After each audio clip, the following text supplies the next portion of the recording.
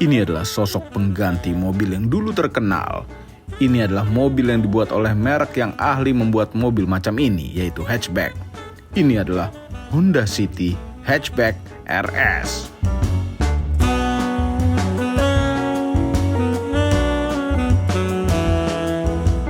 Halo YouTube, selamat datang di channel Motomobi. Yes, ada kata hatchback, berarti mobil hatchback. Yes, ada kata city, berarti adalah Honda City yang hatchback, bukan Honda Jazz.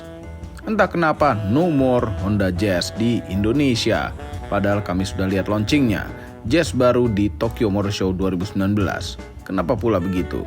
Ya, kami yakin Honda sudah melakukan research yang baik. Kenapa jadinya City Hatchback, bukan Jazz? Pasti gara-gara marketnya. Prediksinya Honda mungkin marketnya tidak suka dengan Jazz yang baru. Solusi terbaik ya mungkin Honda City Hatchback ini. Tadinya kami ingin membahas tentang sejarah Honda Jazz, tapi ini adalah City, bukan Jazz. Ya sudah, kami bahas sejarah City saja. Lagi pula sejarah Honda Jazz sudah ada di Used Car Review Honda Jazz, yang ada link di description di bawah. Sedikit sejarah mengenai Honda City. Honda City di Indonesia terkenal di tahun 1996, namun sebenarnya Honda City sudah ada di dunia ini sejak tahun 1981. Ya, cukup melegenda, walaupun tidak setenar nama Civic kelegendaannya. Honda City dilahirkan tahun 1981 karena Honda menginginkan segmen mobil yang di bawah Honda Civic, sesuai dengan namanya, City, yaitu kota. Mobil ini dibuat untuk perkotaan, berdimensi mungil, mesinnya kecil, tapi tidak sekecil K-Car.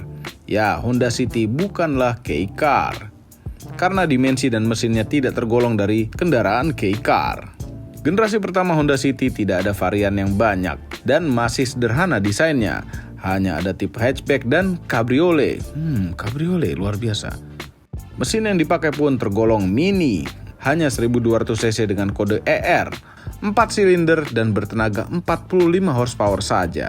Namun seiring waktu mesinnya mulai lebih powerful menjadi 110 horsepower di varian Honda City Turbo 2 di tahun terakhirnya, tahun 1986. Kami suka turbo. Generasi kedua muncul tahun 1986 dengan format bodi yang sama, yaitu hatchback, dan tidak ada versi konvertibelnya, mungkin terlalu mahal. Namun kali ini dipasang mesin yang baru dengan D-Series, D12A, 1200 cc 4 silinder, dan di akhir hayatnya tersedia mesin baru yaitu D13, PGM FI, program fuel injection, 1300 cc, dan itu di tahun 1993. Tanpa turbo, sayang sekali tidak ada versi turbonya lagi. Tidak seperti generasi sebelumnya, walaupun ini sebuah kemunduran, namun ternyata generasi kedua Honda City ini menginspirasi dan menelurkan Honda logo yang nantinya akan menjadi Honda Fit atau Honda Jazz apabila itu di Indonesia. Generasi ketiga Honda City, nah ini pasti Anda tahu dari bentuknya. Seperti yang kita lihat di tahun 1996, formatnya sedan sederhana yang memang sebagai alternatif murah dari Honda Civic. Honda City berkode SX8 menggunakan sasis dari Civic EF sebenarnya, atau dikenal dengan Grand Civic. Sehingga walau sederhana, handlingnya mirip dengan Honda Grand Civic. Generasi ini diperkenalkan mesin VTEC pada sebuah Honda City yang facelift di tahun 2000, atau dikenal dengan nama Honda City Type Z, dan berhenti produksi di tahun 2002. Lahirlah generasi keempat Honda City. Ini paling terkenal. Dengan desain pantat yang aneh, namun punya kepraktisan yang tinggi, terutama di bagian interiornya, yang dikenal dengan nama Ultra Seat. Bisa dilipat-lipat sesuka hati. Jok row keduanya, ya bisa dibikin lesehan. Pada generasi keempat, mesin yang dipakai adalah 1500 cc. Yes, sama dengan generasi sebelumnya. Namun terbagi lagi jadi dua. Ada versi IDSI dengan 8 busi, yang sangat hemat sekali, dan ada versi VTEC yang lebih bertenaga sedikit. Kami dulu pernah pakai yang IDSI, hanya sebentar saja pakainya, pelan sekali. Pada generasi ini pun muncul Honda Jazz dengan desain hatchback dengan dimensi yang mirip dengan Honda City, yang saat itu banyak sekali om-om yang membelikan kepada keponakannya. Generasi kelima muncul tahun 2008 dan pada generasi ini Honda City naik kasta. Karena tahun 2011 Honda Brio lahir, Honda City jadi lebih bergengsi dengan desain sedikit lebih sporty dan lebih tajam khas Honda. Kemudian tahun 2014 lahir generasi ke-6. Desainnya semakin sporty lagi dan lebih terlihat berkelas.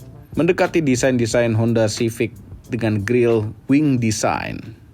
Dan tahun 2021 yang kami review ini adalah Honda City generasi ke-7. Walaupun sudah beberapa bulan yang lalu launching, tapi akhirnya kami kebagian juga nge-review. Dan ini kembali ke kodrat asalnya, yaitu hatchback. Walaupun di luar sana sudah ada versi sedannya, namun sayang sekali yang masuk Indonesia baru dapat yang hatchback. Ini adalah yang RS, berarti yang mahal. Tapi ya cuma ada versi RS ini, nggak ada versi lain. Dan ini bentuk mobilnya memang tidak jelek, tapi sama sekali tidak ada Honda Jazz-nya sama sekali. Moncongnya khas Honda zaman now, seperti ada jenongnya di tengah.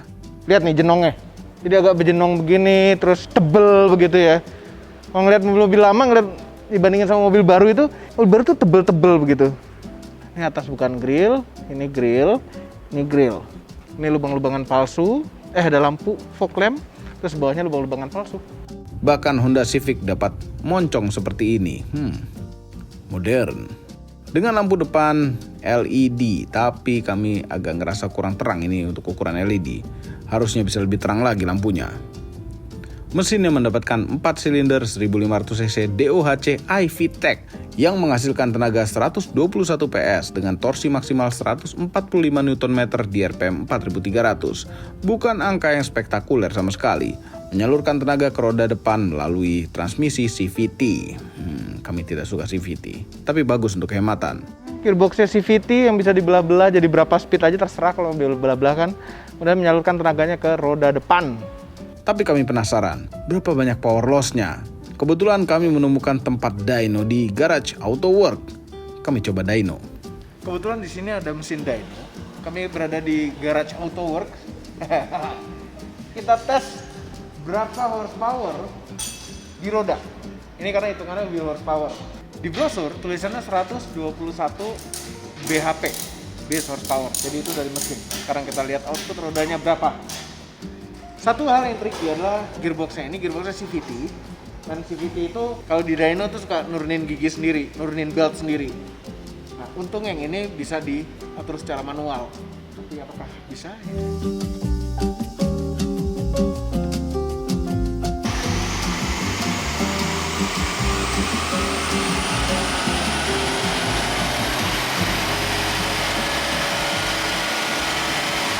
93,5 horsepower.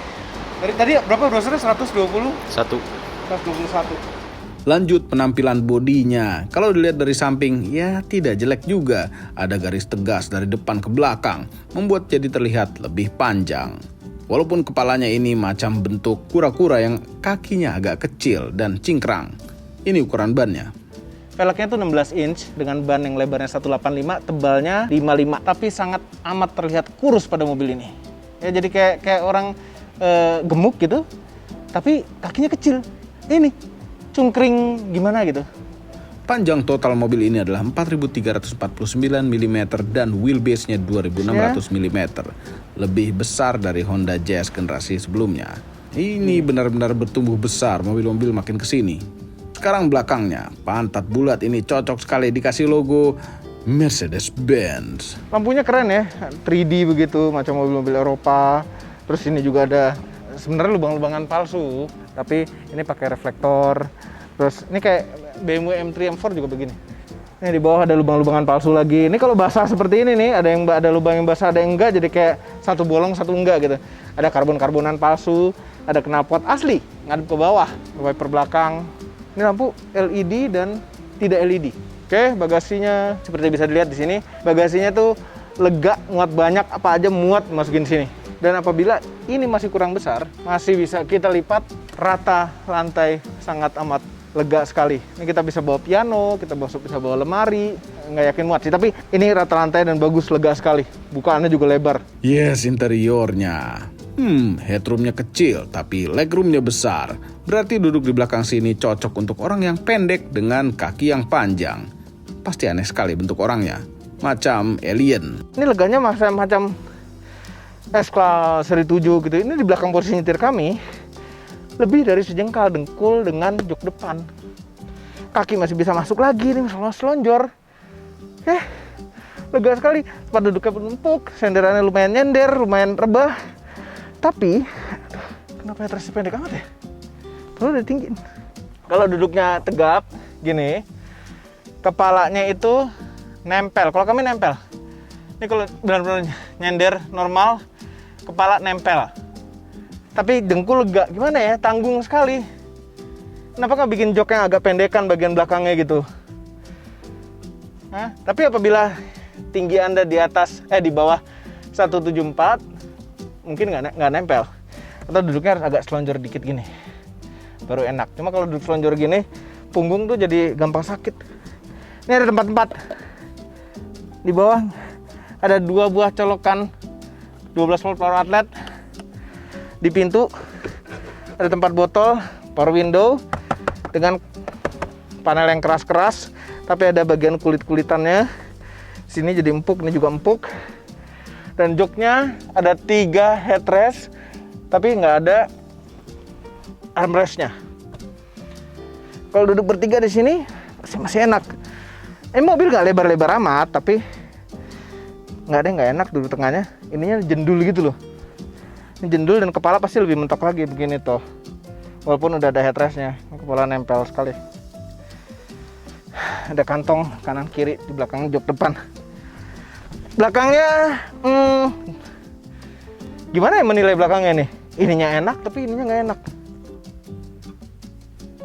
Ya, tergantung tinggi Anda. Oke, plastik keras semua, keras, tapi di bawah ada lapisan kulit lagi yang diempuk-empukin dengan jahit-jahitan asli. Di pintu juga ada kulit-kulitan lagi dengan jahit-jahitan asli yang berwarna merah. Tapi sisanya plastik keras. Nggak apa-apa, yang penting ada effort untuk bagian empuk-empuk. Nah, ini bawahnya juga ada kulit-kulitan lagi. Head unitnya ini full layar, berapa inch nggak tahu, tapi lumayan gede dan bisa Apple CarPlay. Kontrolnya juga bisa dari setir. Nah, apapun head unit yang bisa Apple CarPlay itu sudah beres urusan masalah peraudioan. Ya, audionya pun bassnya tuh cukup dalam, cukup keras. Cuma nada tingginya agak nggak enak suaranya. Ya, mobil dengan kelas begini ya wajar-wajar aja. Depan ada tweeternya tuh dan ada speaker. Bawah belakang juga ada speakernya, tapi nggak ada tweeternya, terpisah. AC itu digital dengan puter-puteran. Ada pengatur arah, ada suhu, single zone, ada tombol max cool apabila Anda benar-benar kepanasan, rear defogger sama front defogger. Ini ada 2 colokan USB dan 1 12 volt power outlet. Ini mewah untuk colokan USB-USB-an. Terus ini ada tempat-tempat, ini ada 2 buah cup holder, ada shifter nih karena CVT jadi normal ya seperti Honda biasa, drive dan sport langsung di sini. Ada tombol ekonomi. Rem tangan model otot, kami suka. Dan ada tempat bullpen. Tempat bullpen bukan sih sebenarnya, tempat kartu, tempat bullpen. Belah kanan ada 3 tombol kosong dan ada parking sensor, ada stability control. Di bawahnya ada tempat-tempatan lagi. Di pintu ada auto up and down untuk jendela tapi hanya di driver side. Spion juga bisa dilipat dari sini. Headlamp nggak ada auto, wiper nggak ada auto, tapi ini ada pengatur untuk wiper belakang. Setirnya lapis kulit, rem tangannya enggak, shifternya lapis kulit, tapi rem tangannya enggak. Ini ada rasa mewahnya. Kalau apapun yang setir dilapisi kulit tuh pasti ada rasa mewahnya. Kanan untuk ngatur cruise control, sebelah kiri untuk ngatur audio dan telepon. Ini ada paddle shift plus minus, sebelah kiri ada dimmer untuk instrumen dan ada trip meter. Sebelah kanan ada tombol start stop engine button. Instrumen clusternya sederhana, RPM dan speedometer. Nah, di tengah ada MID jadi satu sama jarum bensin dan kilometer per liter, bukan temperatur ya. Mobil zaman sekarang itu mungkin sudah tidak butuh lagi jarum temperatur, cuma pakai lampu aja. Kalau biru itu berarti dingin, merah berarti overheat. MID-nya ini nggak terlalu lengkap nih, cuma ada average, range, trip A, trip B. Posisi duduknya itu, nah ini udah kami setel paling pendek joknya, tapi masih terasa tinggi. setir itu bisa tilt dan bisa teleskopik. Kami suka teleskopik. Gitu doang bikin mobil. Luar biasa Honda, thumbs up untuk teleskopiknya. Jadi duduknya jauh lebih enak daripada mobil yang tanpa teleskopik. Heran, bikin mobil nggak pakai teleskopik. Kesan pertama nyetir City hatchback ini ada rasa lebih refine, ada rasa lebih mahal dibandingkan dengan City generasi sebelumnya atau Honda Jazz generasi sebelumnya. Setirnya terasa solid, suspensinya terasa solid, tapi sayang sekali tidak ada mata yang melirik sama sekali ke mobil ini. Ini adalah mobil biasa. Di jalan-jalan rusak seperti ini, jalan jelek ini, nyaman, ya. Mobil ini kalau jalan pelan di jalan rusak nyaman, dan yang pasti lebih nyaman daripada Honda Jazz yang generasi sebelum ini. Kekedapannya ya lumayan, tapi ya sekedar lumayan saja. Dan pada kecepatan tinggi akan terdengar road noise yang cukup kencang dari ban yang menginjak aspal. Kekedapannya ya oke lah, motor-motor masih ada yang kedengeran, ada yang enggak. Road noise-nya kedengeran. Motor dengan knalpot tanpa akhlak pasti terdengar jelas di dalam kabin ini. Apakah nyaman? Ini kami agak susah menyimpulkan. Kalau kita jalan agak kencang di jalan yang beton, itu terasa goyang-goyang. Artinya ini kami nggak tahu ini menyimpulkan suspensi gimana, apakah empuk, apakah enggak gitu. Ini kalau kencang itu agak kurang nyaman, kalau pelan nyaman. Heran. Yes, mobil ini tidak stabil, setirnya tidak direct, biasa-biasa saja, walaupun ada rasa mahalnya. Oke, kemudian tenaganya. Ini mobil cukup pelan. Ya, kombinasi antara mesin hemat dan transmisi CVT biasanya menghasilkan mobil yang sama sekali tidak kencang. Memang saat digaspol, CVT ini seperti berpura-pura menjadi transmisi otomatis yang konvensional, seperti ada dua kepribadian. Tapi membuat CVT ini ngopernya jadi makin cepat. CVT-nya ini kalau kita gaspol, dia nurunin giginya tuh cepet. Cuma habis itu ya CVT dia akan bertahan di RPM yang tinggi, tapi kecepatannya makin cepat. Itu yang bikin CVT itu kurang ada rasanya. Ini tidak suka CVT. Nah ini CVT-nya bisa dibelah jadi 7 speed. Bisa dibelah 7. Jadi ini gigi 7, gigi 6, gigi 5, gigi 4. Dan ada juga S Sport. Nah CVT kalau di S itu dia akan bermain di RPM lebih tinggi daripada yang di D. Jadi 3000. Kalau di D kan turun kehematan. Sport untuk pemborosan. Untuk parkir, karena ini adalah mobil yang kecil, maka seharusnya tidak ada masalah dan didukung oleh kamera mundur di layar besar ini, sehingga dapat mempercepat proses parkir seorang ibu-ibu. Ini mobil memang cocok untuk sehari-hari. Kehematannya di dalam kota sebenarnya biasa-biasa saja, tapi rute luar kota bisa di atas 20 km per liter. Tapi ya ini mobil biasa, agak kurang tampil, dan harga yang RS ini hampir 300 juta, tepatnya 299 juta. Kalau yang manual beda 10 juta yaitu 289 juta. Harga yang sudah mirip dengan mobil hobi yang sudah sangat tergoreng harganya.